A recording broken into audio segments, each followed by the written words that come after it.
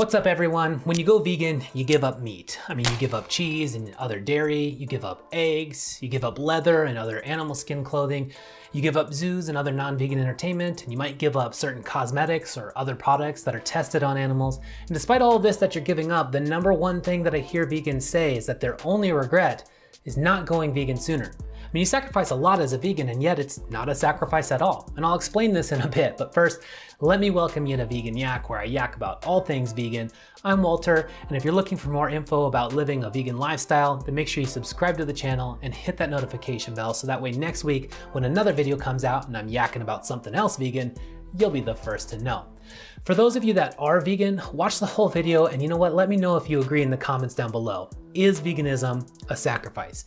And if you aren't already vegan, then let me know what you think the biggest sacrifice is that you'd have to make in order to go vegan. I'm glad it's the holiday season right now because I have a question to ask that I think will help me make my point. Do you like to receive gifts better, or do you like the feeling of giving better? I've asked a lot of people this question or had this conversation with a lot of people, and at this point in time in my life, I've never heard a person say that they like getting gifts better. Maybe I just live in a really generous circle, or maybe everyone just wants to sound selfless, but maybe not. Maybe there's something more to this. Maybe we can all accept that the feeling of giving is perhaps one of the best feelings of all. And I know you know the feeling too when you really nail the gift. Not like, oh, I got you a gift card, which I love gift cards, but you know the gift where you really put the thought into it and the person really appreciated it. To me, the feeling of bringing the other person joy is priceless. Now you might see where I'm going here, but I'm actually not even going to continue with this example because the gift giving is usually a reciprocating type of relationship. You'll usually get something back, and maybe for some people that's even why they give it all. But you know what else I've never heard someone say? Giving to charity sucks.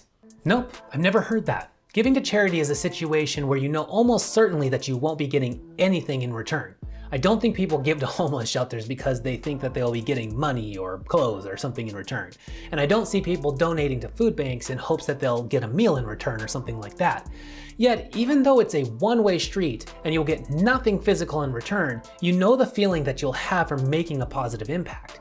And it's why you later, when you go home, you're not just like, I'm glad they have clothes now, but I could have used that money for more clothes for me instead. No, instead you think, I'm so glad that I did that because my selfish wants aren't more important than someone else's needs. And in fact, this positive feeling that I have now is better than any of those selfish pleasures anyway. Welcome to the feeling of being vegan. I didn't start living a vegan lifestyle because I thought some animal would come up and give me a thank you card or money or really anything at all. Oh, well, that is sweet. You know going into it, especially if you're going vegan for animal rights reasons, that you likely won't get anything in return. Well, not anything, because again, you do get something. This is part of the reason that veganism is not a sacrifice. The feeling of helping other animals feels good.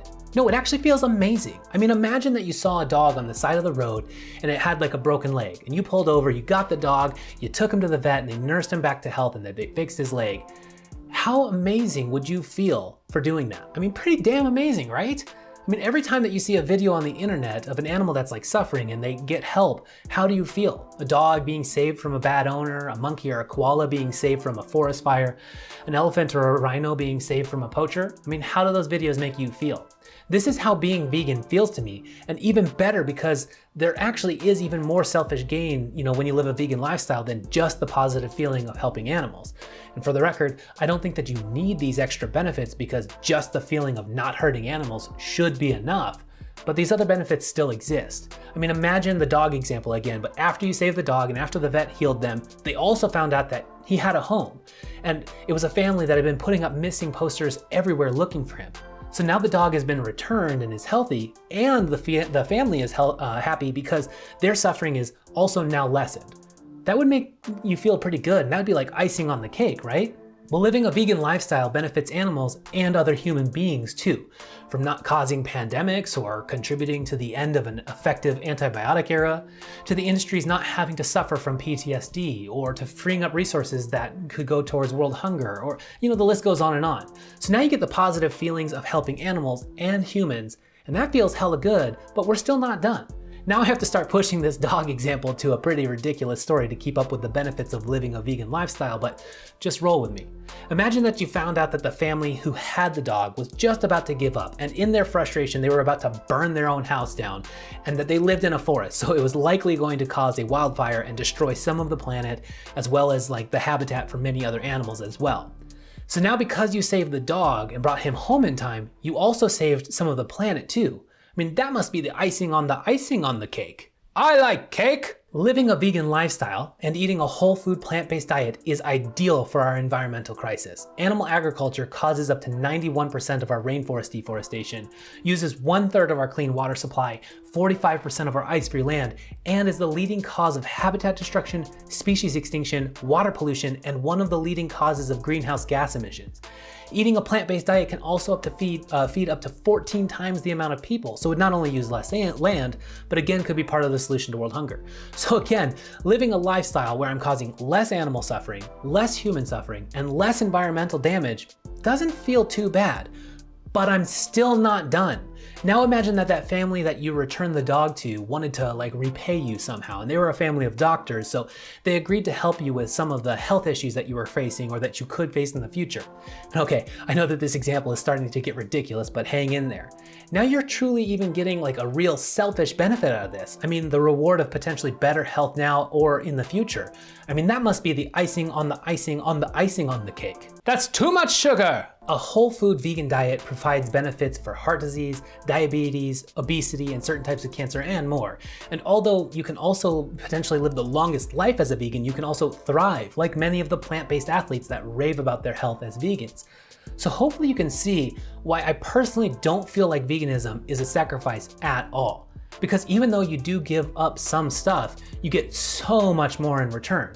And the stuff that you're giving up as well, like, is also all able to be replaced with alternatives. So you aren't even really giving much up. I mean, you can still have vegan burgers, vegan leather, vegan cosmetics, and vegan entertainment. It's not like you just sit in a cave all day and just munch on carrots. I like carrots! I will point out though that this doesn't necessarily mean it's always easy to remember these benefits and to remember your impact, and alternatively to not be reminded of the things that you're missing out on. Imagine the charity example again. Let's say that you're giving to a charity that you really believe in and you donate like $50 a month to this charity. But it's on auto pay and you don't ever really hear from the charity, so you almost forget that it's happening. Now imagine that your family and friends constantly ignorantly talk about how dumb that charity is and how you're stupid for giving to them and how they can't wait for you to quit and be a normal person again and spend that money on yourself. I mean, it might be hard for a human in this situation to remember the benefits of giving. It may be hard to remember why they are ever giving in the first place. You know, you might start thinking about those new shoes that you want that are $50 and how you could spend that money on yourself and get a different selfish pleasure. I love pleasure! Yeah, it can be hard at times as a vegan in a non-vegan world remembering why you made this choice in the first place, especially if you're not surrounded by a supportive group. I mean, some tips to help you with this would be to do things that remind you of why you gave these things up in the first place. You know, maybe go watch some documentaries to remind you about the facts of your impact, or go do some online research and read through some studies, or visit the vegan calculator to remind yourself of the impact that you've had so far as a vegan. Go visit or volunteer at an animal sanctuary. I mean, nothing can help remind you better than spending time with the victims that you're helping. Go do some activism or go to a vigil or something. You know, network with other vegans so that way you're not always in a group that is not supportive of you. Do what it takes to bring you back to where you were when you first went vegan. Whether or not you believe, it was for selfless or selfish reasons, just remind yourself. I mean, we could get into a whole philosophical tangent about whether or not a selfless act even exists, but I'll save that for another video. Don't forget to let me know in the comments what you think about this. If you're a vegan, do you agree? Is veganism a sacrifice, or are you like me and just wish that you would have done it sooner? If you want some more information on some other vegan misconceptions, then click the link on your screen right now, or you can watch one of the other recommended videos. Don't forget to subscribe as well, and if you enjoyed this video, like it and share it with some friends. Thanks for watching, and until next time, stop looking at what you can't do and start looking at what you can do. Thanks.